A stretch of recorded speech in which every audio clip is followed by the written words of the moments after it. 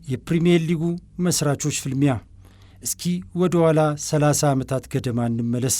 በ1990ዎቹ ዓመተ ምህረት የኢትዮጵያ ፕሪሚየር ሊግ በይፋ ሲመሰረት ያንን ታሪካዊ መሰረት ከጣሉት 8 ቀደምት የአገሪቱ ክለቦች መካከል ሁለቱ ዛሬ እርስ በርስ ይፋጠጣሉ፣ ሐዋሳ ከተማና ኢትዮ ኤሌክትሪክ። ሁለቱም በዚያ በወርቃማው የ1990ዎቹ ዘመን የፕሪሚየር ሊጉን ዋንጫ እኩል 2 ጊዜ ወደ ሰማይ ያነሱ ታላላቅ ኃያላን ቡድኖች ነበሩ።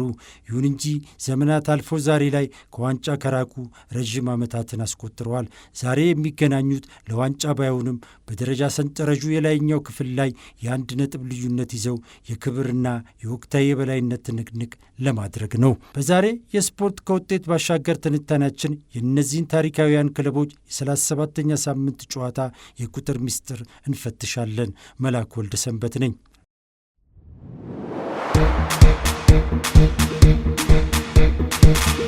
የሁለቱ ቡድኖች የእርስ በርስ ታሪክ የሚገርም ሚዛን አለው።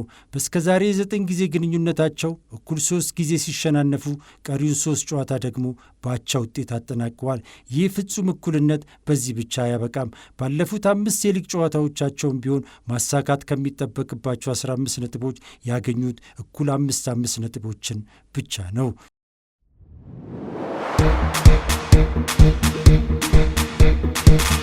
ወደ ታክቲካዊ የጨዋታ አቀራረብ ስንመጣ ግን የቁጥራዊ መረጃ ልዩነቶች መታየት ይጀምራሉ።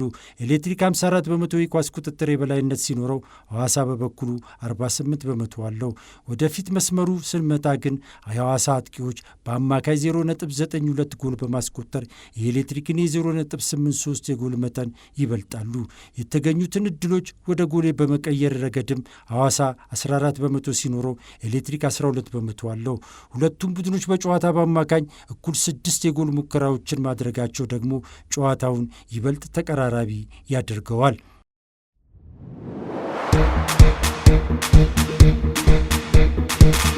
የዚህ ጨዋታ ትልቁ የታክቲክ ቁልፍ ያለው ግን በተከላካይ ክፍሉ ላይ ነው።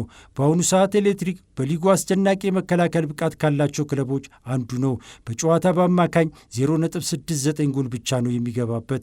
የክሊንሽት ስኬቱም 47 በመቶ ይደርሳል። ሐዋሳም ቢሆን በጨዋታ 0.81 ጎል ብቻ እየተስተናገደበት 39 በመቶ የሚሆን ጠንካራ ክሊንሽት አለው። በደረጃ ሰንጠረዡ ላይ ኤሌክትሪክ በ50 ነጥብ 5ኛ ደረጃን ሲይዝ ሐዋሳ ከተማ በ49 ነጥብ 7ኛ ደረጃ ላይ ተቀምጦ ይከተላል። በሁለቱ መካከል ያለው ልዩነት የ1 ነጥብ ብቻ ነው። ነገር ግን የባለፈው ሳምንት ሞመንተም ለኤሌክትሪክ ያደላል። ኤሌክትሪክ ባለፈው ሳምንት ወላይታ ዲቻን 2-1 በሆነ ውጤት አሸንፎ በራስ መተማመኑ ሲያድስ፣ ሐዋሳ ከተማ በአንጻሩ ከባህር ዳር ከተማ ጋር 0-0 በመለያየት ነጥብ ጥሎ ነው ወደዚህ ታሪካዊ ፍልሚያ የሚመጣው። የ1990ዎቹ የሊጉ መስራቾችና ባለታሪኮች ዛሬ ሲገናኙ የ9 ጊዜ እኩል የታሪክ ሰንሰለታቸውን ማን ይሰብረው ይሆን? ኤሌክትሪክ የ5ኝነቱን ደረጃ ያጸናል ወይስ ሐዋሳ የ1 ነጥብ ልዩነቱን ቀልብሶ ወደ ላይ ይገሰግሳል? የእርስዎ ቅድመ ግምትን አሁኑኑ በኮሜንት መስጫው ላይ ያስቀምጡልን። ቪዲዮውን ላይክና ሰብስክራይብ ማድረጋችሁን በፍጹም እንዳትረሱ። ስፖርት ከውጤት ባሻገር ቻናላችን ነው። መላኩ ወልደ ሰንበት ነበርኩ። ቸርን ሰንብት።